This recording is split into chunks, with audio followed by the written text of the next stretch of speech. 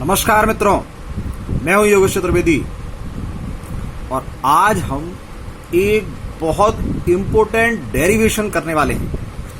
Friends, derivation है हमारा सीधे धारावाही चालक तार द्वारा उत्पन्न चुंबकीय क्षेत्र ज्ञात करने का।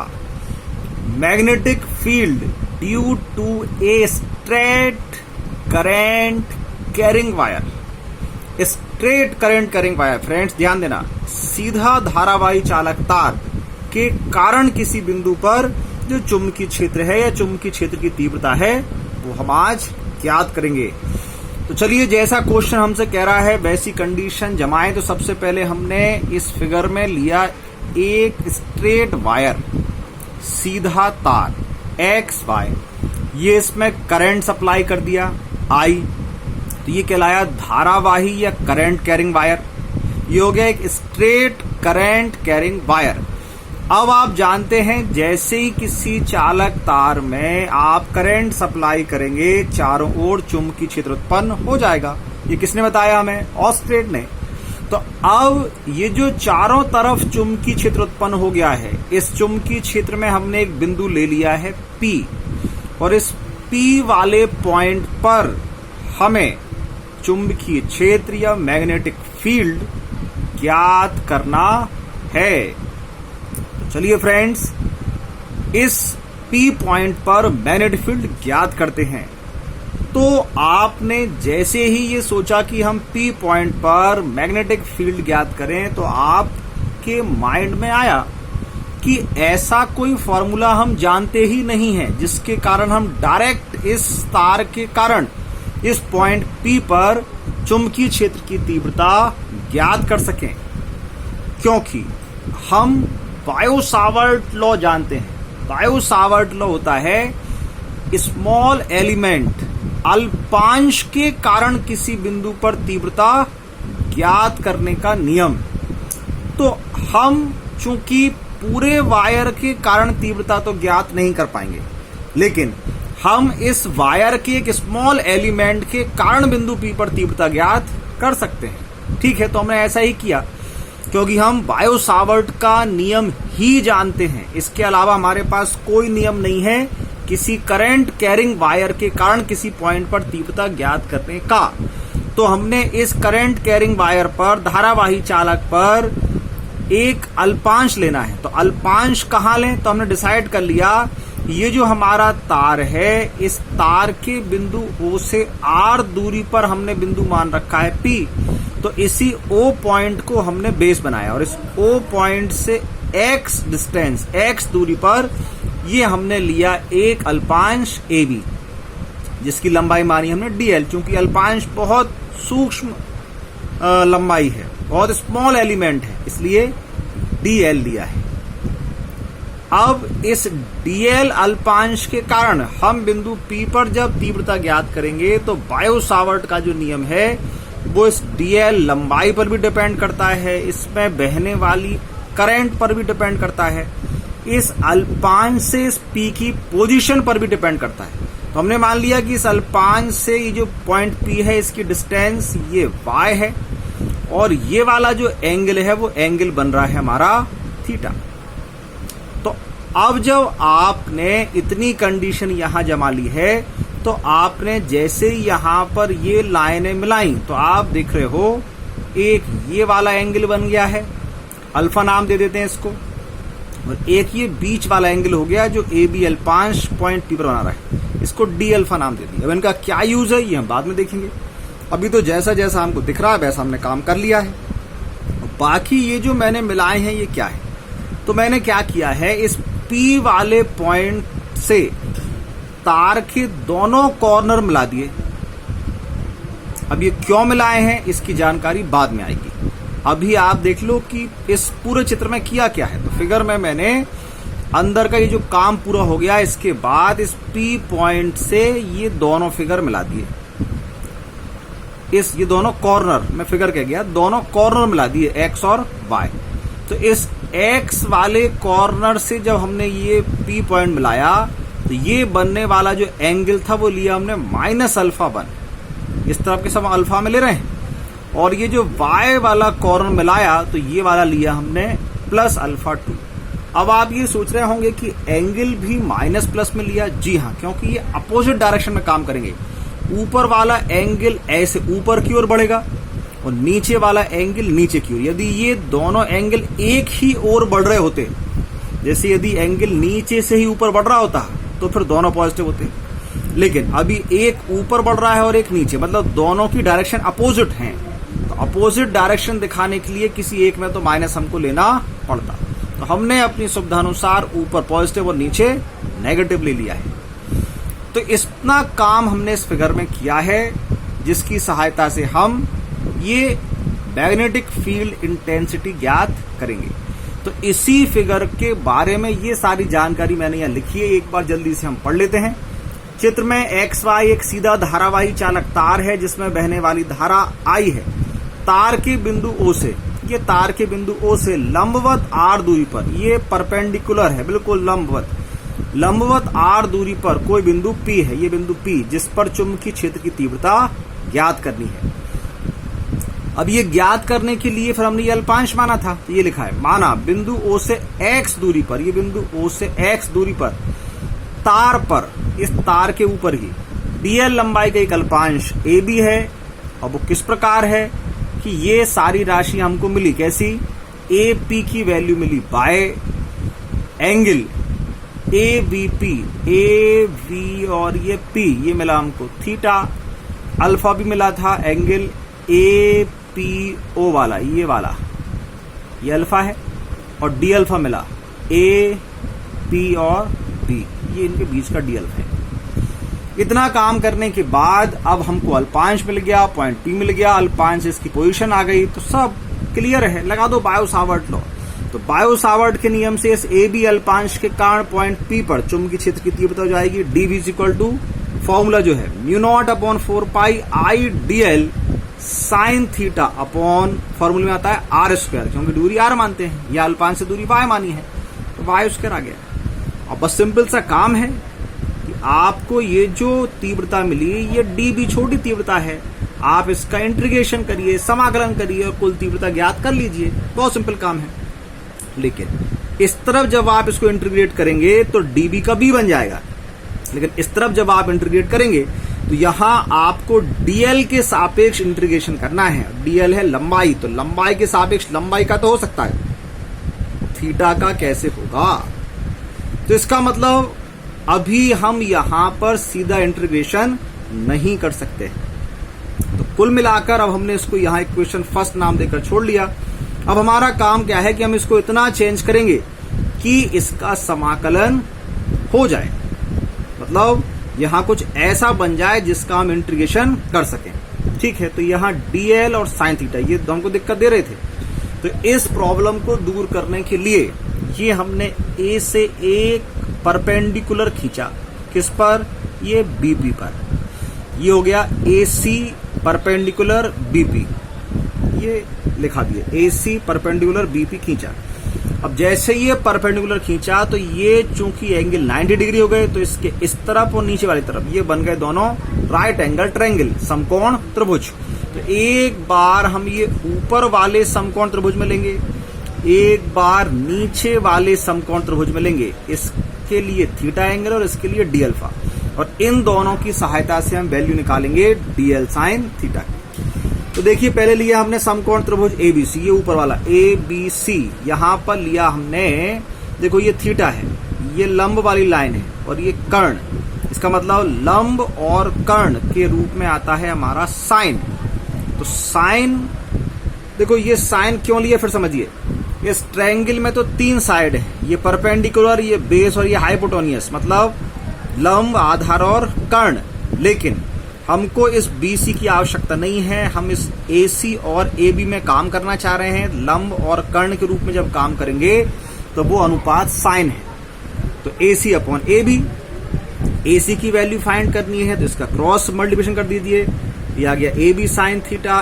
AB जो AB है, ये AB की लंबाई क्या थी, dl, तो ये हो गया हमारा AC = dl sine theta. Equation बनी सेकंड।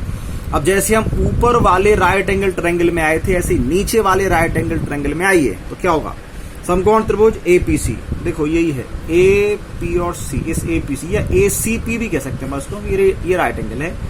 तो इसमें फिर वही काम करना है, ये हमारे पास एंगल हो गया, हम इस कर्ण को जानते हैं, लंब को जानते हैं, लंब और कर्ण मतलब फिर से लेंगे साइन, तो sine D alpha A C upon A P, लंब अपॉन कर्ण, परपेंडिकुलर अपॉन हाइपोटेन्यूस।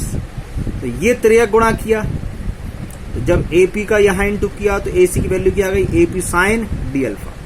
एपी की वैल्यू हमने ये क्या मानी है इसमें, वाई, ये हो गया हमारा AC is equal to Y sine D alpha. अब चूंकि जो डी अल्फा है वो सूक्ष्म बहुत स्मॉल एंगल है, अब चूंकि ये वेरी वेरी स्मॉल एंगल है तो हमने साइन डी अल्फा को लगभग बराबर मान लिया है डी अल्फा, क्योंकि साइन में साइन जीरो की वैल्यू जीरो के बराबर ही होती है। तो जब हम जीरो के पास होते हैं मतलब हमारा एंगल बहुत छोटा होता है तो हम लिख सकते हैं sine D alpha is equal to D alpha. तो अब यहां पर जब हमने साइन डी अल्फा को लिख दिया डी अल्फा तो एसी की वैल्यू आ गई वाई डी अल्फा, ये हो गई इक्वेशन थर्ड। तो इक्वेशन सेकंड एसी की वैल्यू, इक्वेशन थर्ड ये भी एसी की वैल्यू, इसका मतलब दोनों को हम आपस में बराबर कर सकते हैं क्योंकि दोनों है तो एसी की वैल्यू। तो यहां पर है हमारा एसी की वैल्यू डीएल साइन थीटा, यहां पर है वाई डी अल्फा, तो वाई डी अल्फा, तो डीएल साइन थीटा की वैल्यू क्या हो गई, Y D alpha, equation second और थर्ड से। फिर देख लीजिए थर्ड में क्या है, AC is equal to Y D alpha, second में क्या है, AC is equal to DL sine theta. तो चूंकि एसी आपस में बराबर है इसलिए ये right hand side DL sine theta बराबर हो गया right hand side Y D alpha. तो डीएल साइन थीटा की वैल्यू आ गई वाई डी अल्फा, ये इक्वेशन फर्स्ट है जिसमें डीएल साइन थीटा की वैल्यू हम क्या लिखने वाले हैं, वाई डी अल्फा। ये लिख दी हमने यहाँ वाई डी अल्फा, एक वाई से एक वाई कैंसिल आउट हो गया, बचा क्या हमारा यहाँ डी अल्फा। अब इंटीग्रेशन करके देखो हो जाएगा क्या, यहाँ तो हो ही जाना था, यहाँ देखेंगे तो डी अल्फा मतलब अल्फा के सापेक्ष होगा, तो अल्फा तो एंगल है, एंगल के सापेक्ष किसी एंगल वाली संख्या का ही हो सकता है, साइन कॉस टेन जैसा। ये तो वाई है, इसका मतलब अभी भी नहीं हो सकता, तो अब क्या करें, इस वाई को हटाएं। अब वाई को इस प्रकार हम हटाएं जिससे हमको कोई और ऐसी राशि ना मिल जाए कि जिसका फिर मान ज्ञात करना पड़े। तो जाओ चित्र में, ये y हमने मन से माना था, ठीक है, x मन से माना था, लेकिन r मन से नहीं माना था। r तो इस बिंदु P की दूरी थी जो हमको दी गई थी, जिसका मतलब है कि इस y की वैल्यू यदि हमने x के रूप में निकालने का प्रयास किया तो फिर x का मान निकालना पड़ेगा, लेकिन यदि y की वैल्यू हमने r के रूप में निकाल ली तो r की वैल्यू हमको फिर ज्ञात नहीं करनी, क्योंकि ये तो हमको क्वेश्चन नहीं दिया है। इस r के रूप में हमारा आंसर आ जाएगा, ठीक है। तो हम y और r में रिलेशन लेते हैं, तो इस एंगल में आए, किसमें, राइट एंगल ट्रायंगल AOP, इस ट्रायंगल में जब आप काम करेंगे तो इसके लिए ये एंगल है अल्फा, ये है आपका कर्ण, ये है आपका आधार। आधार और कर्ण किस में आते हैं, कॉस थीटा में। अब आप समझ रहे हो, ऊपर साइन लिया था, नीचे कॉस ले रहे हैं, क्यों, क्योंकि वहां लंब और कर्ण में काम कर रहे थे, यहाँ आधार और कर्ण में काम कर रहे हैं। मतलब हम कभी भी कुछ भी नहीं लेते हैं, हमको जिसकी आवश्यकता है उसको लेते हैं। हमने ये लंब क्यों नहीं लिया, क्योंकि x भी अज्ञात राशि जो हमने मन से मानी थी, y भी अज्ञात राशि जो मन से मानी, अगर दोनों अज्ञात राशि ले लेंगे तो फिर वैल्यू किसकी निकालेंगे, इसलिए हमने ज्ञात राशि चुनी जो है r, और वैल्यू निकाल रहे हैं हम y की, y और r।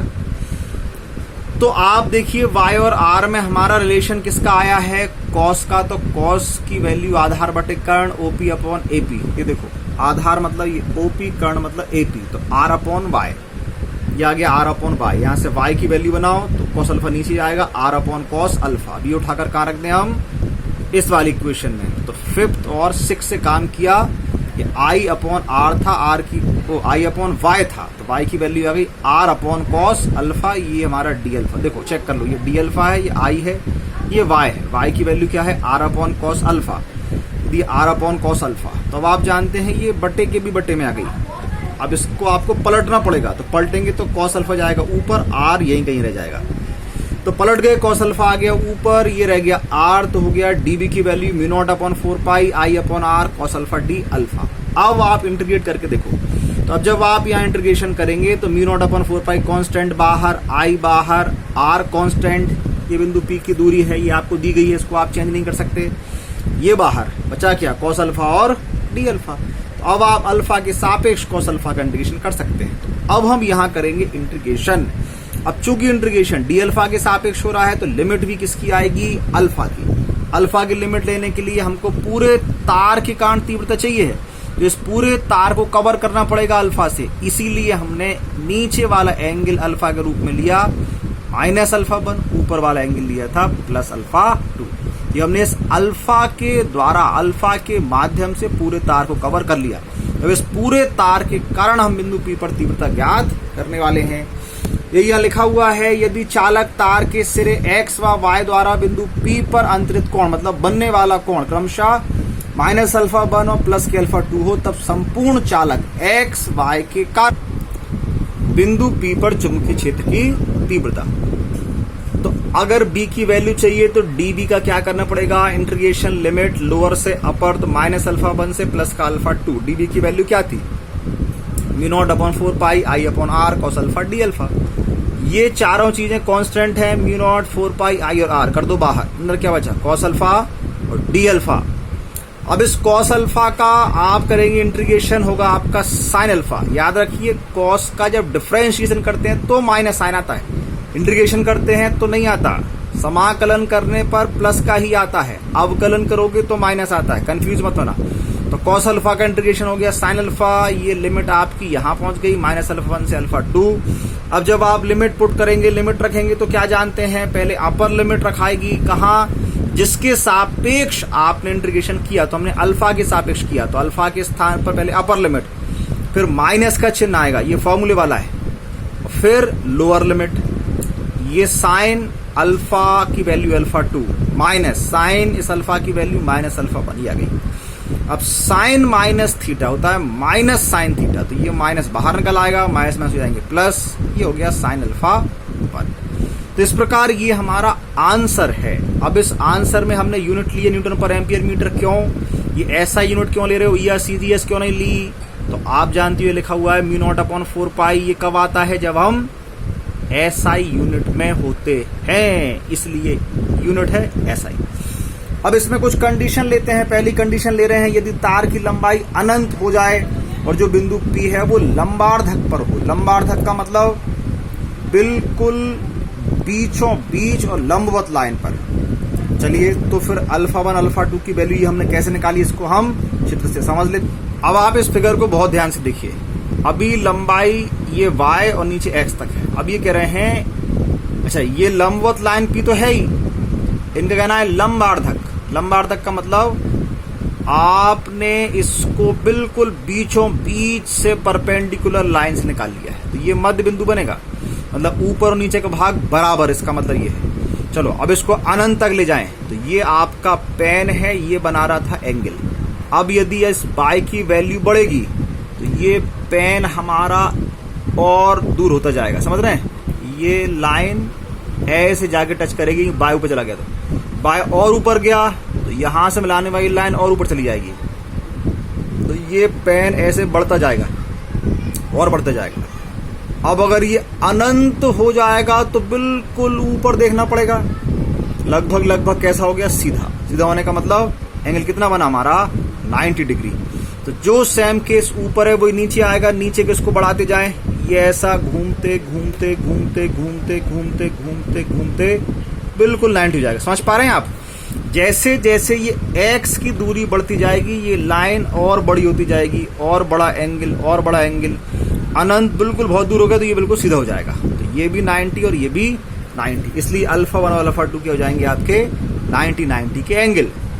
बस अब क्या है, अल्फा 1 और अल्फा 2 की वैल्यू दें, ये भी 90 ये भी 90, साइन 90 की वैल्यू 1 प्लस 1 हो गए 2, तो 2I/r। 2c/4 कैंसिल भी कर सकते हैं, लेकिन मैं नहीं कर रहा हूं क्योंकि इसकी वैल्यू हम जानते हैं वो क्या है, 10 की घात -7 10⁻⁻7। तो आप जब इसको न्यूमेरिकल में ले जाएंगे तो डायरेक्ट आप इसकी वैल्यू रख पाएंगे, इसलिए इसको हम यहीं छोड़ देते हैं। अगली कंडीशन, तार की लंबाई अनंत हो फिर से, लेकिन जो बिंदु P हो वो एक सिरे पर हो। समझिए फिर देखो, अब फिगर क्या कह रहा है, फिगर ये कह रहा है कि तार की लंबाई तो वापिस अनंत, नीचे वाला x भी चला जाए अनंत पर, ऊपर वाला y चला जाए अनंत पर, लेकिन ये जो बिंदु P है जो बिल्कुल बीचों बीच था वो कहाँ जाए, एक सिरे पर, मतलब ये खिसक कर कहाँ जाएगा, इसके एक सिरे पर x पर। ये मान लो हमने यहाँ कर लिया, इधर ले आए हम P, समझ रहे हैं आप। तो अब जब आप यहां से ऊपर वाले सिरे को मिलाने का प्रयास करेंगे, वो तो अनंत पर है, एंगल क्या बनेगा 90, लेकिन ये पेन इस x के साथ हमेशा सीधा ही रहेगा, मतलब एंगल क्या बनेगा आपका 0 डिग्री। तो इसलिए अल्फा 1 लिया है 0, अल्फा 2 लिया है 90। ये वैल्यू यहां पुट करिए, अल्फा 2 कितना है 90, अल्फा 1 है 0। तो साइन 0 की वैल्यू 0, 90 की वैल्यू 1 का आई मिनटू किया तो mu naught upon 4 pi I upon R. अगली कंडीशन ले रहे हैं, यदि तार की लंबाई l हो, अब अनंत नहीं है, अब एक निश्चित लंबाई l और बिंदु P लंबा अर्धक पर हो, मतलब वही बीचों बीच हो, बराबर बराबर भाग। तो देखो अब कैसे निकालेंगे, यदि ये लंबाई निश्चित है तो ये हमने निश्चित लंबाई ले ली l, बिंदु P बीचों बीच है तो ऊपर का भाग बराबर नीचे का भाग बराबर, तो ये भी अल्फा और ये भी अल्फा। तो ये हमने अल्फा 1 अल्फा 2 की वैल्यू क्या ले ली अल्फा। अब आप ये मत सोचना कि ये माइनस लगा हुआ है, ये माइनस तो लगा ही है, लेकिन ये था माइनस अल्फा 1, ये था प्लस अल्फा 2। तो मैं ये नहीं कह रहा हूं कि नीचे वाला वैल्यू यहां पर प्लस ली है, ये कह रहा हूं कि जो अल्फा 1 की वैल्यू है वो क्या हो गई है अल्फा। तो जब इसमें रखा तो ये वही माइनस अल्फा 1 आ गया, समझ रहे हैं, मतलब इनकी संख्यात्मक मान बराबर हुआ है, चिन्ह बराबर नहीं हुए। तो ये अल्फा 1 अल्फा 2 की वैल्यू आ गई है अल्फा, ये रख दिया हमने दोनों को अल्फा, ये हो गया 2 साइन अल्फा। अब साइन अल्फा की वैल्यू कहां से लाएं, तो ये वैल्यू बनाने के लिए देखो ये आपका अल्फा है, ये पूरा l है, आधा मतलब l/2, मतलब ये बन गया आपका एक राइट एंगल ट्रायंगल समकोण त्रिभुज। तो समकोण त्रिभुज में आप इस आधार को जानते हैं, लंब को जानते हैं, कर्ण की वैल्यू चाहिए, लगाओ पाइथागोरस प्रमेय। तो अंडर रूट लंब का वर्ग प्लस आधार का वर्ग, ये जाएगा कर्ण। साइन की वैल्यू लंब बटे कर्ण, लंब की वैल्यू l/2, कर्ण आ गया अंडर रूट l/2 का स्क्वायर प्लस r स्क्वायर। बस साइन अल्फा की वैल्यू उठाकर यहाँ रख दीजिए। तो जब आप इसकी वैल्यू यहाँ रखेंगे तो ये l/2, ये सेम टू सेम आ गया, 2 से 2 कैंसिल हो गया, तो l अपॉन अंडर रूट का ये जो संख्या दी थी ये। तो इस प्रकार और भी कई सारी कंडीशन आप इसमें बना सकते हैं, ये तो आपके हाथ की चीज है। लेकिन ये जो हमारा क्वेश्चन था वो यहाँ पूरा हो चुका है। तो आप इसको एक बार बहुत अच्छे से दोबारा से देख लें, कॉपी पर तुरंत करके देखें, क्योंकि ये डेरिवेशन बड़ा है। और फिर जहां आप कहीं भूलें वहां इसको दोबारा देखें। मुझे पूर्ण विश्वास है यदि आप इसको अभी दोबारा से अपने सगे हाथों से करके देखेंगे तो ये आपको जरूर आ जाएगा। फिर मिलेंगे अपने नेक्स्ट वीडियो में, किसी ऐसे ही खतरनाक से टॉपिक को लाएंगे। तब तक बहुत मन लगाकर पढ़िए। नमस्कार।